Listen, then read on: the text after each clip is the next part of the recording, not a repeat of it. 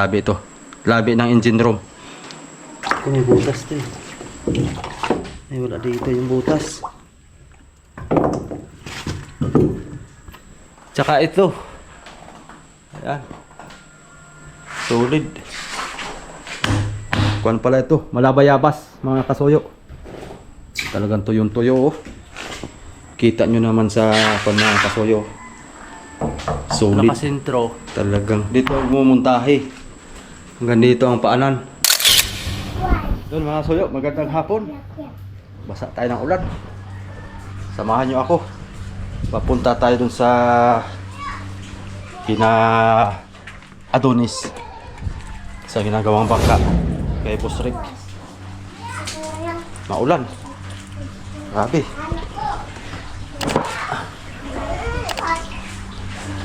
Short video lang tayo ngayon. Kung may gumawa doon, ayan, samahan natin ng mga ilang oras.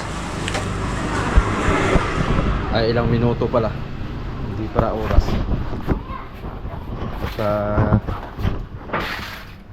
mamaya magsusundo pa ako. Opya.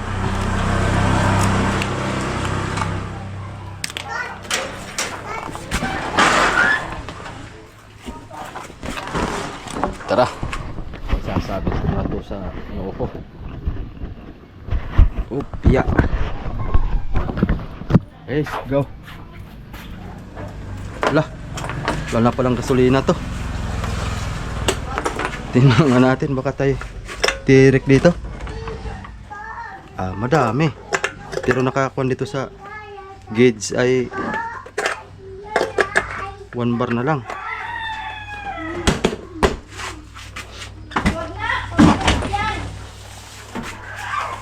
Opya, mani popcorn. Bigat.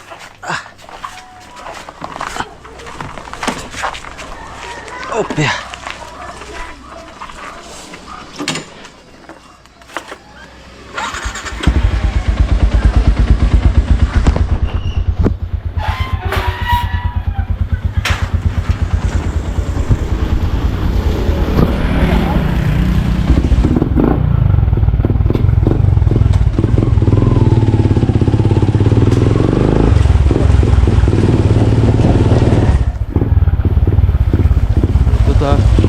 Tricycle Adonis.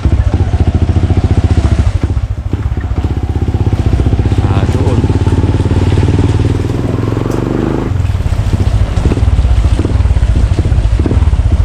Silit lang tayo para may update.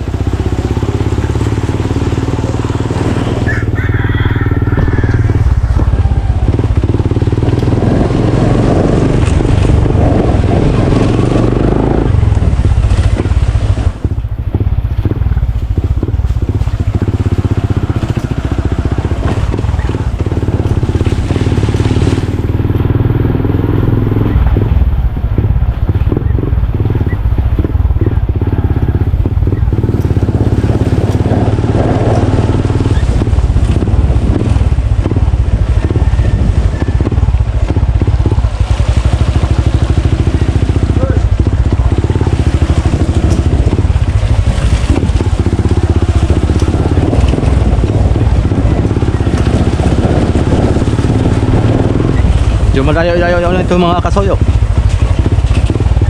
Yung area na galing sa bahay. Yan, galing kalayo mga kasoyo. Kung ilang minuto ang takbo natin sa motor.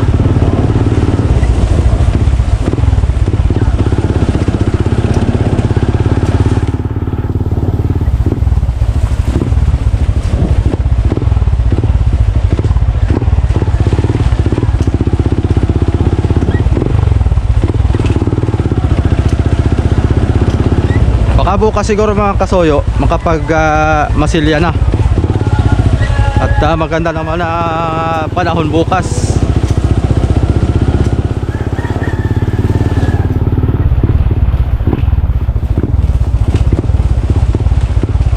Mahigit bukas.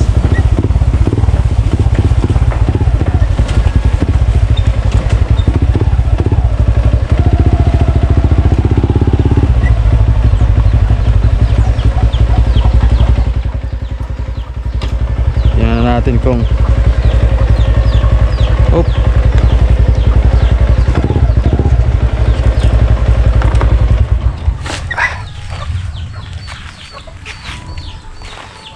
Tara, silip tayo.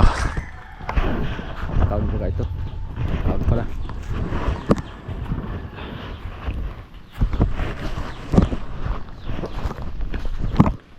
Dami ng lata dito. Gusto nyo mga kasoyo na hingin nyo tong lata dito Bali 80 pares ito. 80 pares, 80 piraso. 40 pares pala. Kasi kusot natin dami pang palang sobra. Nagamit pa natin yan. Kusot. Tara, akyat tayo para makita natin yung tatapos nila kahapon mga kasoyo. Dito lang talaga parte nababasa. Itong parting ito butas pala dapat ito'y makuan pala ito, mamasilyaan na itong parting ito para kahit mabasa siya at least kuha na siya, tabo na siya na epoxy gaya nito.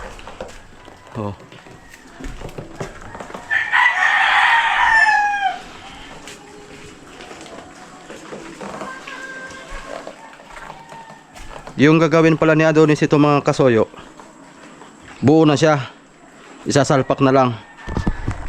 Sasalpak na lang yung kuha niya, yung pinakang labi. Tapos gawa na lang ng takip. Doon na niya bubuuhin sa bahay. Sayang natuyuan. Bah, dito pa yung tinapay tsaka ko na. Chiria. Yun. Yan yung sukat niya mga kasoyo. Itong parektanggil na ito, yan yung sukat ng paglulusutan ng labi ng makina, pinakang labi ito. Labi ng engine room.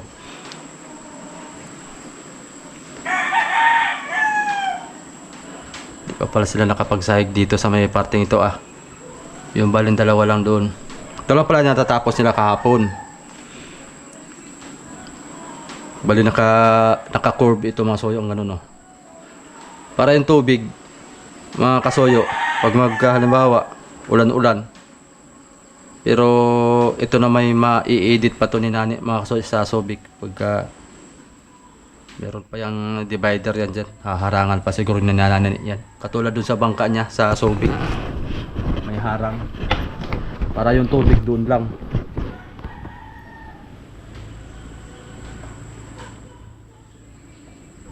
Tapos ito, may hagdanan pa yan dyan. Pero hindi na siya Adonis ang gagawa ng mga soyo. Papalagyan pa yan ni Nani dyan, tapos upuan. May upuan sa taas. Katulad nung sinamahan ko dati. Hagdan dyan, tapos may upuan dyan. Pabalagbag.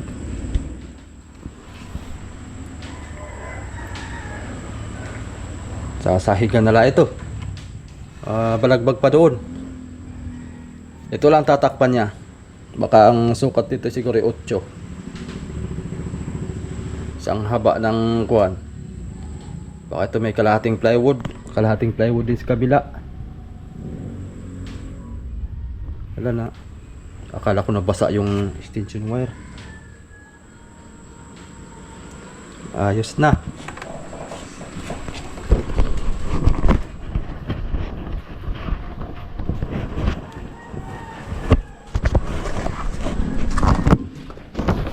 tayo dito.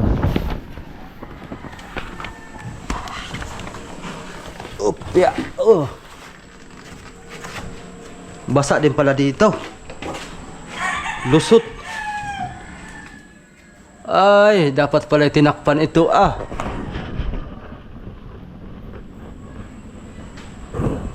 Lusot dito ang tubig. Kaya pag tag-ulan pala dito lagi itong puno ng tubig mga kasuyo. Kabagay ito may kuha naman yata ito.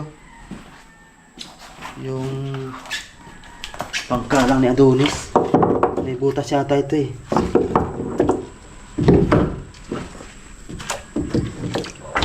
Ito may butas ito eh. Ay wala dito yung butas. Ang barahan. Ang tubig. Ito, tatakpan pa ito mga kasuyo. Dito nakasentro. Dito magmumuntahi. Hanggang dito ang paanan. Lapad oh. Talagang luwag na luwag pa dito mga kasuyo ang quad CQ100. Maganda talaga sa bangka, maluwang sa engine room. Hindi mahirap kumilos ba. Dito makapagkuhan kung si Adonis man ang mag plataporma nito sa pagmumuntahe mga kasuyo sa makina. Nakaangat yan siguro dito, hanggang dito yan ang angat nito. Medyo mataas-taas ang kuhan nito, angat na makina. Para pagka may limasin, hindi abot yung makina. Pag kuhan dito ng tubig. Ito yung nagawa nila kahapon. Tsaka ito. Ayan. Solid. Kuhan pala ito, malabayabas mga kasuyo. Talagang tuyong-tuyo oh. Kita nyo naman sa kuhan mga kasuyo. Solid. Talagang malabayabas.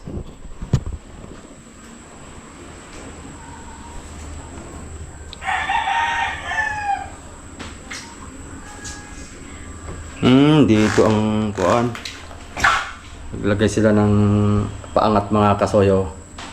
Ito yung sahig sa plywood. Tapos ito yung takip. Nalagyan pa to ng takip. Di buklat-buklat na lang siguro to.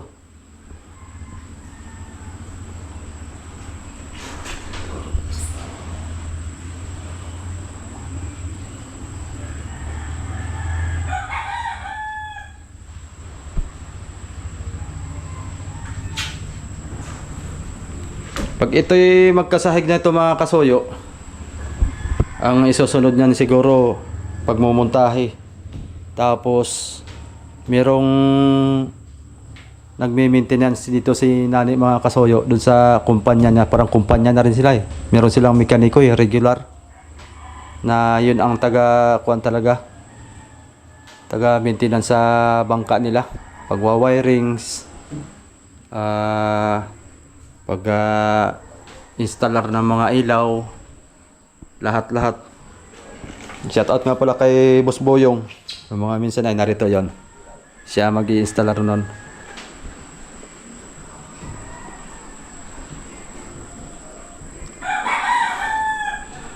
Ito'y ulitin pa to mga kasuyo.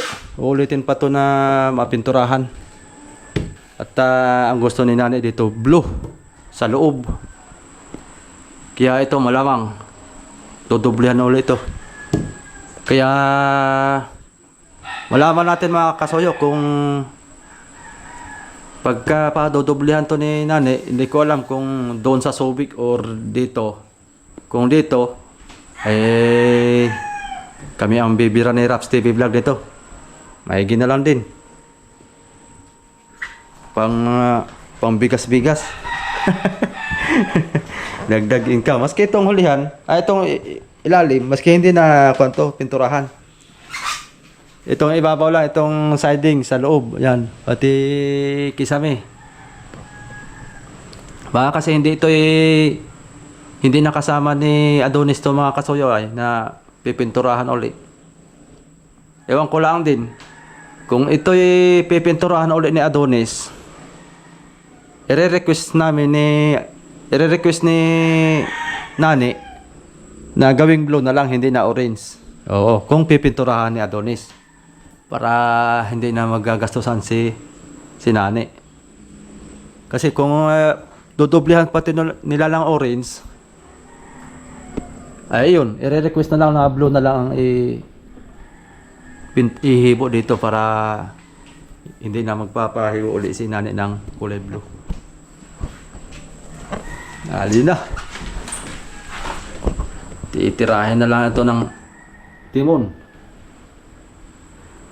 saka yung bubutasin dito ng papunta dun sa ihi naman sa ilisi. 2 plywood lang pala dito na salpak nila kahapon. Tapos pangatlo, bali consume lang pala to ng kuan. Halos 5 mga kasuyo hanggang dito. Simula doon sa hulihan. 5 plywood. Basa rin dito. Oh.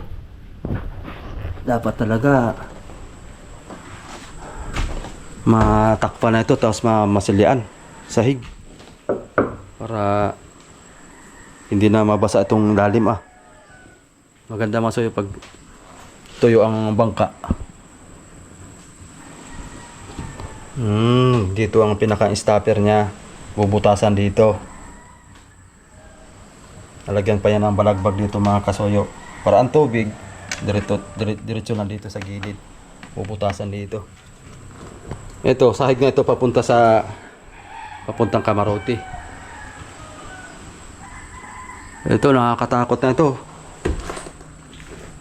Dapat ito lagyan ng tukod. Dito. Ito ba? Oh. Ito, bulok na. Bulok na ito, ang bulok. Hindi na pinturahan ay sayang. Dapat ay hinibuan na nila lahat mga kasuyo. Kapag repair. Oh. Balok na. Uy. Uy. Uy. Lata talaga. Bagay, ito nasa tabi lang. Panabila ito gawa ng naistakan ng tubig. Pero dapat ito'y mapalitan din kasi pag naapakan ito, bulso talaga. Oh. Kaya tabasin na lang ni Adonis dito at dugsungan papunta doon. Walang trabaho sila ngayon kasi maulan. Basa ng plywood.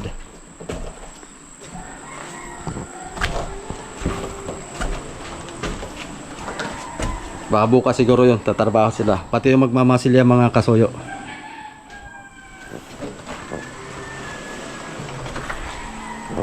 Yun yung fiber mga kasuyo. Tamang silip lang tayo dito. Bawal pa tayong pumunta dyan. Saka na tayo pupunta dyan mga kasuyo pag buo na. Pagka halos lahat ay may fiber na. Update tayo dyan.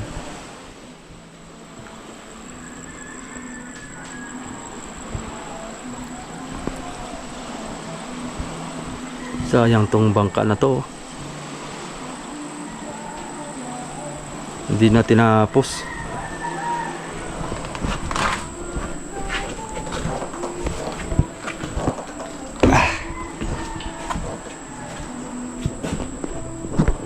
Saan tayo ito babalik ngayon? Hindi maaari tayo nito.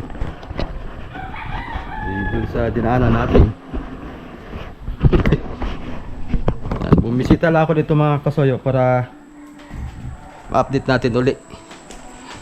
Kahit wala silang gawa, at least nasilip natin yung natapos nila kahapon. Itong sakto lang palang kuan ito. Sahig sa taas. Makakatayo lang tayo. Lampos lang isang kuan. Isang dangkal yung ulo natin dito. Isang dangkal, ulo na natin dito. Sakto lang, hindi masyadong suko. Pag nakatayo dito. Lalagyan pa to ng kuan mga kasuyo, kusina. Baka sa Subic na nga ito malagyan mga kasuyo. Lahat ng mga gagawin pa dito, bodega. Nalagyan bodega dito eh. Sa ulihan. Bodega. Hindi ko alam kung ito'y dagdagan ng sobre ni nani. Kung padadagdagan ng sobre din. Kasi dyan, malamang lalagyan ng hagdanan dyan. Akyat pataas. Katulad dun sa dinadala niya. Ayos. Sana matapos na ito mga kasuyo para itong darating na amihanin ay sureball mga kasuyo. Makakasama tayo dito. Maka-adventure tayo dito.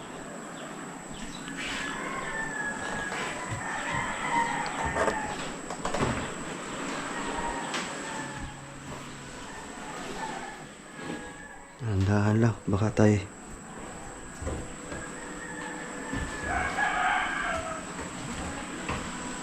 Ayun. Sana mapinturahan na ito. Para pag napinturahan to, lagyan na ng salamin to. Tapos pinto dito.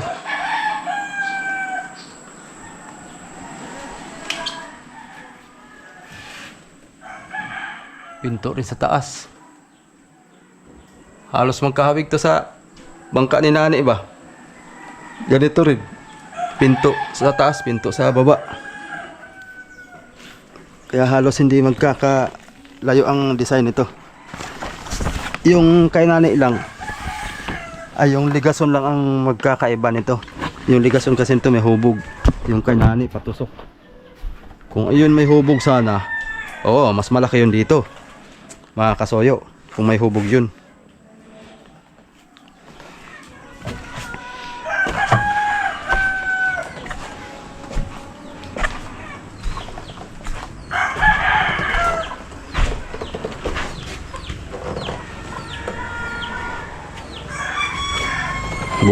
Bukas ulit tayo mga kasuyo. Update tayo ulit dito. Siguro mga alas 11 ulit tayo mag-upload. Pag natuloy yung dalawang magtatrabaho dito, ay ito na lang naman ang tatapusin nila eh. Yung kasko at saka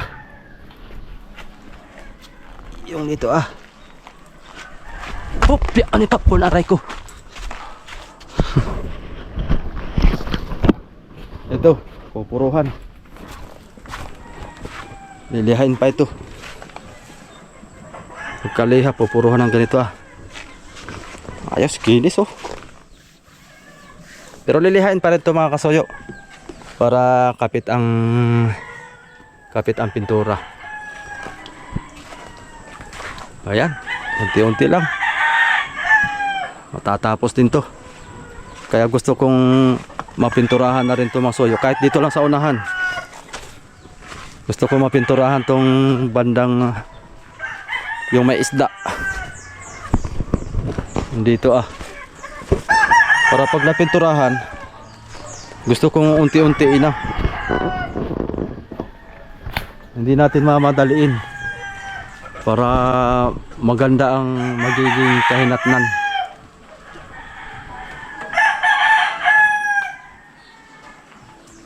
Kasi yung pangalan nito pala mga kasuyo ay hindi ko pa alam kung ano yung nakasulat sa papel. Kaya ang ating maliliteralan nito, yung pure fishing dito, use only. Tapos yung isda lang muna. Ipagpahuli natin yung pangalan at saka yung serial number sa taas. Basta bago ito maibaba, kailangan maliterahan na rin lahat. Kahit ipagpahuli na natin yung sa top view, dun sa bubong. Kasi meron pa yung kando sa bubong, yung register ng radio number. Kahit ipagpahuli, kahit sa subik na lang gawin yun eh. Pero pag wala namang ibang gagawin na napinturahan yung bubong, ay pag merong radio number ay lagyan na rin natin. So paano mga kasoyo? Ito lang muna yung ating update sa ngayon. Bukas abang-abang lang kayo. Abang-abang lang tayo bukas. At sigurado naman bukas ay maganda naman na ang panahon. Ngayon lang talaga, naka-schedule ngayon ang panahon na maulan. Kaya wala silang pasok ngayon. So hanggang dito na lang muna yung video natin mga kasoyo. Abang-abang na lang tayo bukas. Salamat po sa inyong walang sawang pagsusubaybay. Yeah, thank you for watching. Let's go.